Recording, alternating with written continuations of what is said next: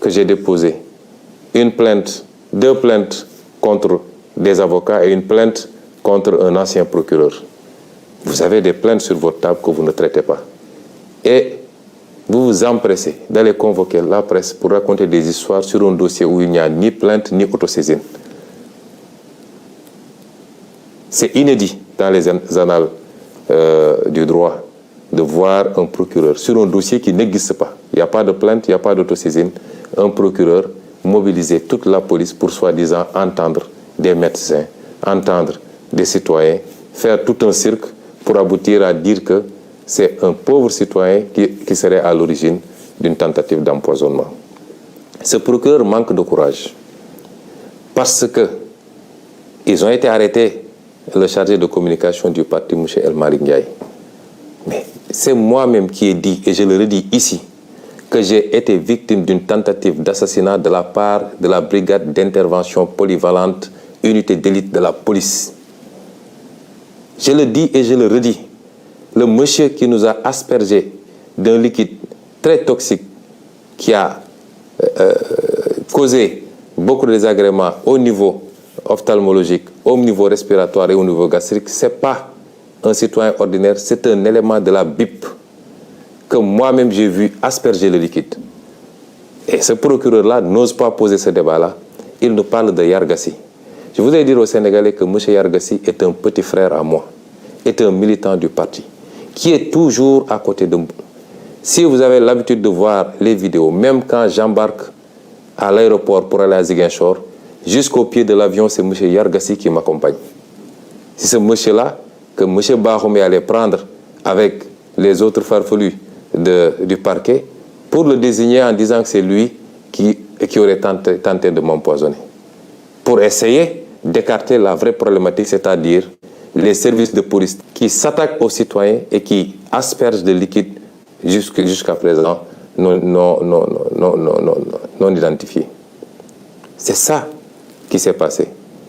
Donc, vouloir déplacer le curseur et aller prendre un Yargassi qui m'a donné simplement un mouchoir imbibé de vinaigre pour m'aider à mieux supporter l'odeur âcre des grenades lacrymogènes, c'est prendre les Sénégalais pour ce qu'ils ne sont pas. Et je dis à tous ceux qui veulent l'entendre que M. Yargassi n'a rien à voir avec cette affaire-là, que le procureur, la justice de manière générale, depuis quelque temps, la manière dont il fonctionne, devenus des mercenaires de Macky Sall, certains magistrats en tout cas, devenus des mercenaires de Macky Sall, essaient de déplacer le problème pour sacrifier un petit frère, un militant du parti, à qui je confierai ma vie pour essayer de lui imputer un acte grave posé par les services de police. Au-delà, de quoi est-ce que ce procureur a peur? M. Ousmane Sonko n'a pas déposé une plainte, a clairement dit que c'est la police qui l'a aspergé de ce liquide. Je n'ai pas été informé d'une autosaisine. Je n'ai pas été entendu. De quoi est-ce qu'ils ont peur? Au point de faire des réquisitions dans les laboratoires d'analyse, de convoquer tous les médecins pour essayer de savoir le contenu des analyses. Qu'est-ce qu'ils ont à se reprocher? Eux-mêmes savent exactement ce qu'ils ont aspergé sur nous, moi-même, Maître Clédor Ciré Ly, et dans une moindre mesure même, M. Guy Marius Sagna. Je peux rassurer le procureur, ce qui doit être analysé le sera. Nous l'avons envoyé où il faut, parce que nous savions qu'ici au Sénégal, il mettrait la pression sur tous les laboratoires pour ne pas que les choses soient transparentes. Nous avons envoyé là où nous devons envoyer. Il nous a été promis que les résultats seront connus dans les prochains jours. Nous attendons de savoir qu'est-ce que donneront ces analyses-là. Ce n'est pas la peine, en attendant, de s'agiter autrement, monsieur le procureur. Restez tranquillement à votre place. Monsieur le procureur a parlé de dossier médical concernant Ousmane Sonko. Je veux dire aux Sénégalais que toute cette agitation depuis quelques jours, c'est qu'ils veulent savoir qu'est-ce qu'il y a dans mon dossier médical, en toute violation des règles. Parce qu'aucun juge n'a ordonné la levée du secret médical. Au nom de quoi on convoque des médecins, on les malmène à la police, on les harcèle pour leur exiger de trahir leur serment et de donner des informations sur mon dossier médical. Je vous rassure également, monsieur le procureur, j'avais pris toutes mes dispositions parce que je savais que j'ai affaire à un État voyou qui n'a rien à cirer des règles et des procédures. Et c'est pourquoi, dès que je suis entré dans cette clinique, j'ai verrouillé. Je ne me suis fait consulter que par mes médecins personnels, ceux-là qui me suivent depuis des années. Je me suis fait suivre par ces médecins. Ils ont été les seuls à avoir accès à moi, à me traiter, à me prescrire et à me surveiller. Il y a un acharnement sur le pauvre docteur Niang. Je veux dire aux Sénégalais que moi, je ne connais pas le docteur Niang. Je n'ai jamais rencontré physiquement le docteur Niang. Je lui ai parlé une seule fois au téléphone. C'est un monsieur que je ne connais pas, qu'on veut qualifier de militant de PASTEF. Et même s'il était un militant de PASTEF, c'est son droit le plus absolu. Et on essaie de régler de vieux comptes. Parce que tous les Sénégalais savent que Macky Sall, rancunier comme il est, en veut à ce brave médecin depuis ses sorties sur le Covid-19 et sur la manière dont le matériel médical public était sorti des hôpitaux pour se retrouver sur le marché et vendu à vil prix.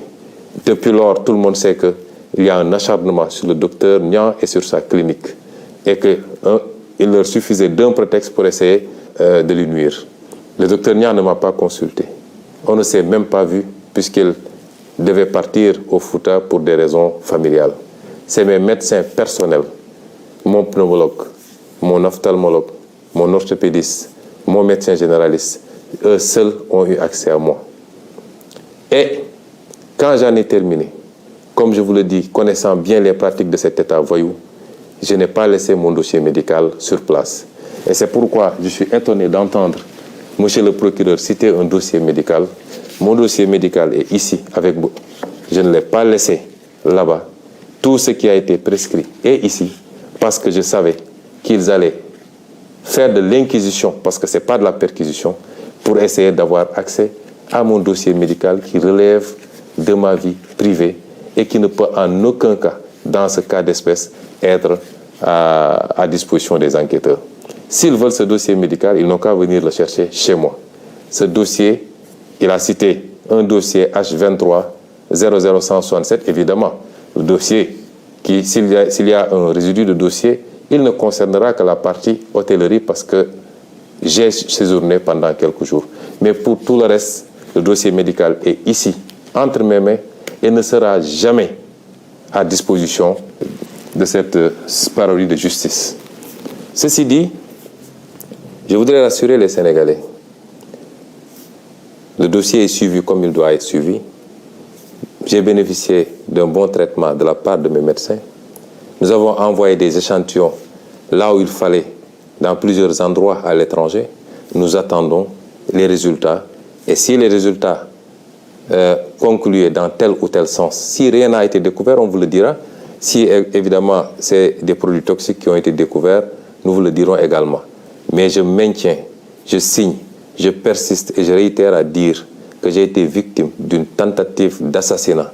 Et ce n'était pas la première, parce que rien que le fait de casser la vitre de ma voiture avec des éclats de vitre qui auraient pu me trancher la gorge ou qui auraient pu se retrouver dans mon œil, rien que cela est une tentative flagrante d'assassinat. En tout cas de faire très mal. Et je le réitère, cette tentative émane exclusivement des forces de police. Je le dis, puisqu'il y avait des gendarmes et des policiers sur place, je le dis, celui qui nous a aspergé ce liquide est un élément de la BIP. Je le réitère, et si le procureur veut entendre quelqu'un, c'est moi qui aurais dû être entendu, au lieu de faire tout ce cirque-là à convoquer des innocents, à arrêter des innocents et à les faire écrouiller injustement.